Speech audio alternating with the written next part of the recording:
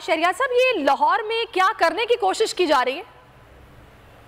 बिस्मिल्लाहिर्रहमानिर्रहीम। तमाम तारीफें रब और रब के महबूब की। अस्सलाम वालेकुम जी। जी वालेकुम सलाम। देखिए जी, ये मुल्क में इंतशार फैलाना बजाय इसके कि पाकिस्तानी जो इज़्तिराब से गुजर रहे हैं, जो महंगाई ने जिस तरह कौम को जकड़ा हुआ है, बजाय इसके कि पाकिस्तान के मफादात का ख्याल रखा जाए, पाकिस्तानियों की इज्जत नफ्स बहाल की जाए, ये नाअहल जो है, ये चोर डकैत जो जमा होके एक ही एजेंडा पे इस वक्त काम कर रहे हैं कि किसी तरीके से खुदा ना खास्ता खान को नुकसान पहुंचाया जाए, अरेस्ट किया जाए। ये अहमकों की दुनिया में रहते हैं। खान पाकिस्तानी कौम के दिल में उतर चुके हैं। ये हमारी रेड लाइन है और ये कभी गलती ना करें। इसलिए ना करें कि इनको ये एहसास होना चाहिए कि पूरी पाकिस्तानी कौम यकजा हुई है, सीसा पिलाई हुई दीवार बनी है और हम हर कुर्बानी के लिए तैयार हैं। इमरान खान को नुकसान पहुंचाना पाकिस्तान को नुकसान पहुंचाना है और ये हम कभी नहीं होने देंगे इंशाअल्लाह। सही। अच्छा शहरियार साहब, अभी जैसे कि हम ये देख रहे हैं कि अजहर सिद्दीक साहब लाहौर हाई कोर्ट गए हैं जमानत की दरखास्त लेकर। उन्हें कहा जा रहा है कि इतवार का रोज़ एंटरटेन नहीं हो सकती, तो पहले क्यों नहीं आप लोगों की जो लीगल टीम है उन्होंने ये दरखास्त दी? देखें जी, मैं सिर्फ इतना कहना चाहूंगा कि rule of law, supremacy of law, ये पाकिस्तानी कौम के लिए ये सोच अल्लाह ने इमरान खान के जरिए अता की। अब क्या यही रवैये और यही सोच नवाज शरीफ खानदान के लिए भी थे? उनके वो तमाम वज़रा क्या इतवार और हफ्ते के दिन शहबाज शरीफ, हमजा शरीफ, मरियम नवाज के लिए तमाम चीजें प्रोवाइड नहीं की गई? क्या ये हर पाकिस्तानी का हक नहीं है? यही तो सोच जो है वो बड़ी तेजी से पाकिस्तानी कौम में फैल गई कि आम आदमी के लिए अलग कानून और खासकर इन नाम निहाद हुक्मरानों के लिए अलग कानून।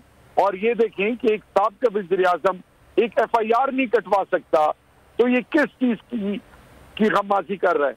ये लोग जो भी हैं, एक चीज पे इनको मुत्तहिद और मुत्तफिक होना होगा।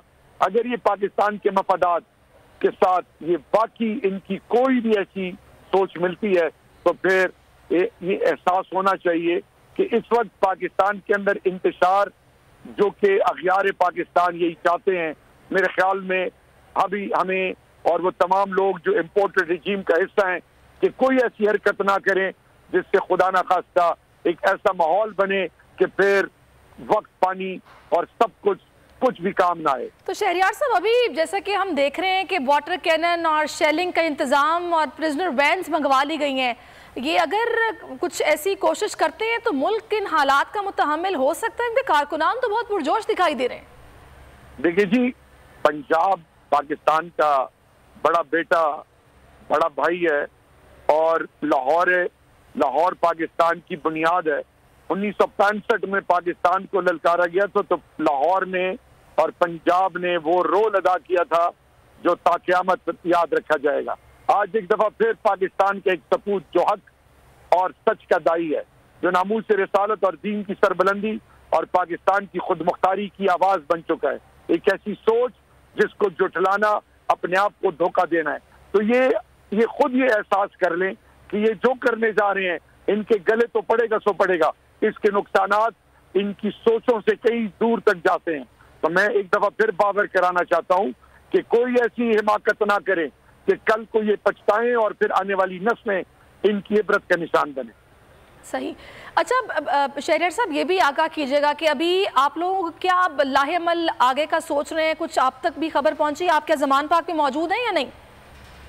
मैं तो जी कोहाट पूरी खैबर पख्तूनख्वा हमारी यूथ टीम जो है वो मूव कर गई है और हम अपने खान साहब के ऑर्डर का वेट कर रहे हैं, क्योंकि आपको याद होना चाहिए कि यहाँ पे कोहाट में भी 16 मार्च को बाय इलेक्शन था जो भी वो पोस्टपोन हो गया है पेशावर हाई कोर्ट ने। तो हम तो इलेक्शनों की तैयारी में लगे हुए हैं, क्योंकि जिस तरह अभी पंजाब और खैबर पख्तूनख्वा की सूबाई असेंबली यहाँ डिसॉल्व की गई है और उसके बाद जो सिलसिला भी चल रहा है कि दोनों सूबों में इलेक्शन, तो रही बात खान साहब की और पाकिस्तान की, उसके लिए हम हर कुर्बानी के लिए तैयार हैं।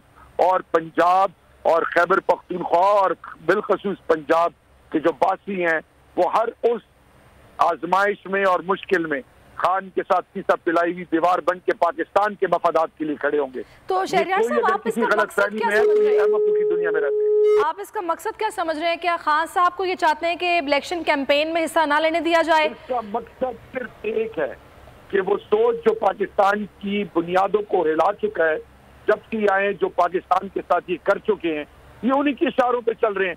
वो इम्पोर्टेड जो रिजीम है, वो जो पहले दिन से लेकर अब तक, इनका मकसद ही सिर्फ ही है, इनकी राह में एक ही रुकावट है इमरान खान। तो उनके ऊपर फायरिंग करना, उनको हर किस्म की तकलीफ, उनके ऊपर जो इन्होंने मुकदमे और पता नहीं क्या क्या कुछ, यानी अंदाजा करें जो शख्स इमरान खान के खिलाफ जो जिम्मेदार है, जिन्होंने फायरिंग की, उसको प्रोटेक्शन दी जा रही है, उसको घर में फैसिलिटेट किया जा रहा है और उनको एक प्रॉपर तरीके से उनके घर बैठे तमाम लवाजमात पूरे किए जा रहे हैं। दूसरी तरफ एक शख्स जो पाकिस्तान के लिए 70 साल की उम्र में सब कुछ कुर्बान कर बैठे हैं, 3 गोलियां खाने के बावजूद वो हाई कोर्ट और मुख्तलिफ शहरों के चक्कर काट रहे हैं। ये पाकिस्तान के साथ हो क्या रहा है? ये किस चीज का मैसेज दे रहे हैं?